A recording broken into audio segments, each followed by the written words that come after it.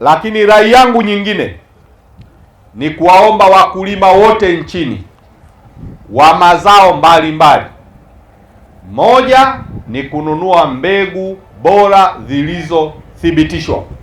Nikizungumzia mbegu bora, namaanisha vile vile kununua miche bora iliyothibitishwa kwa ajili ya kuongeza tija katika uzalishaji wetu mashambani. Lakini rai ya tatu ya serikali, tunahitaji vijana wengi, kina mama wengi na wawekezaji, kwa maana ya wadau wengi, kuongezeka katika uzalishaji wa mbegu na miche bora. Hiki anachokifanya dada yetu Raha ama Raha Vegetable Farm, hebu fikiri, mtu ndani ya miaka mitatu amekuwa kwa kiwango hiki, kutoka trei 200 mpaka trei 16,000, kutoka kuhudumia wakulima 200 mpaka wakulima 100,000 ndani ya miaka mitatu. Hili ni ongezeko kubwa sana.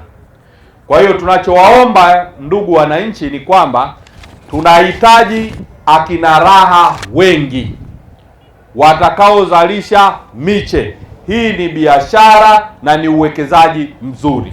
Mheshimiwa mgeni rasmi, mbali na matokeo haya makubwa ambayo umeyaona na mafanikio haya, lakini tuna changamoto kadhaa ambazo wizara yako tulikuwa tunaomba mtusaidie, kwa sababu umekuwa walezi wetu toka BBT ilipoanzishwa mpaka sasa hivi. Ndio maana tunaposema Raha Farm imekuwa, hatuachi kuwataja BBT, hatuachi kuitaja Wizara ya Kilimo, na ndio maana serikali yote iko hapa leo kuona yale matokeo ambayo Raha tunayozungumzia.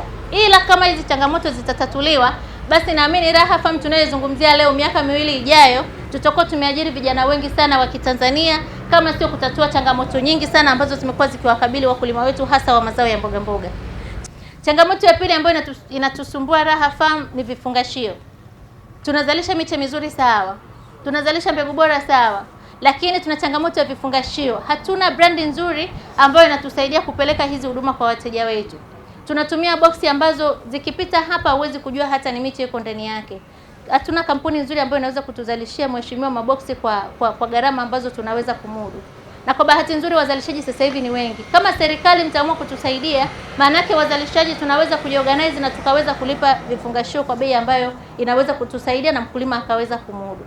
Tukiangalia hapo zamani tulikuwa tunalima kimazoea, tunafanya kilimo kile kama bibi na babu walivyokuwa wanafanya, lakini leo Raha Farm wameweza kutuonyesha kwamba kumbe naweza nikawa na mbegu zangu nikaziandaa vizuri kwenye kitalu nyumba kama kile.